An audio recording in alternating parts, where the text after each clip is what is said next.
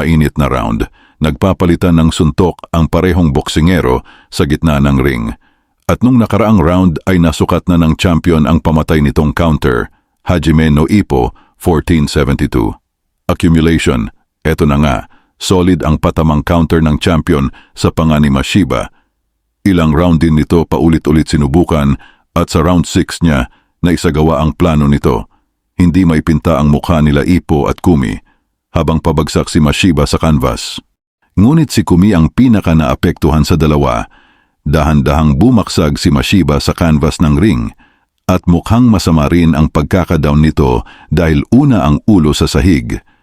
Nakahilata si Mashiba sa gitna ng ring at pumagitna na ang ref upang papuntahin sa neutral corner ang champion. Hiyawan ang mga manonood sa nangyari para bang dinamita ang counter ng champion.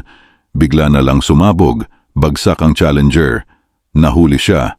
Wika ng coach ni Mashiba. Sa kabilang side ay masaya ang corner ng champion. King ina, alam ko ang aking dalawang kamao ay hindi ako tratraidorin, wika ng champion. Ang lalaking ito ay ang pinakamalakas kong nakalaban. Ngunit sa wakas tapos na ang lahat. 1, 2, 3. Nagsimula nang magbilang ang ref sa pagkakadown ng challenger. Ang pinsala ay napalalim. Nagwawala na ang mga manonood. Mashiba, wika ni Ippo, ang pagkakabagsak niya. Baka hindi na siya makatayo. Paulit-ulit niyang binabanggit ang pangalan nito.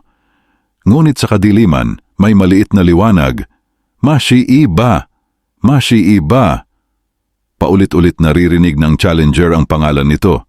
Ang maliniit na liwanag ay unti-unting lumalaki. Kisame? Anong nangyayari? Bakit ako nandito?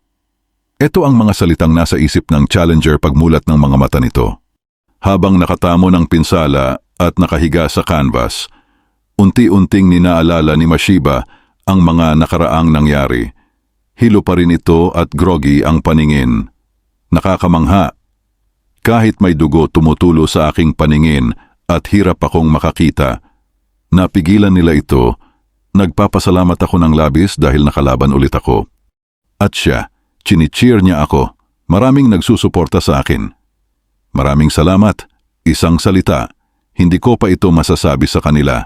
At sa gitna ng ring, sa kabila ng perpektong counter sa panga na nagbigay ng malaking pinsala kay Mashiba, pilit nitong bumabangon sa canvas. Gulat ang ref at ang champion sa nangyayari. Pilit bumabangon ni Mashiba at hindi makapaniwala ang mukha ng champion. Hindi ko sa kanila masabi, wika ni Mashiba. Ipapakita ko na lang ito. Sa lahat ng pumunta at sumuporta sa akin. Nanakawin ko ang belt at itataas sa langit. At sa pang-8 bilang, nakatayo na ang challenger. Wala itong katuturan. Wika ni Sawamura.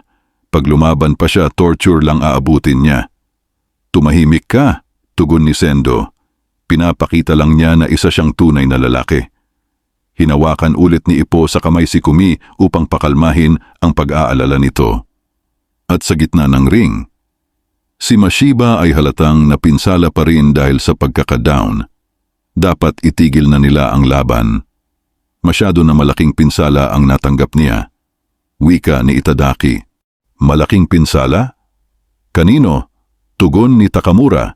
Kahit pa noong round 1, hindi.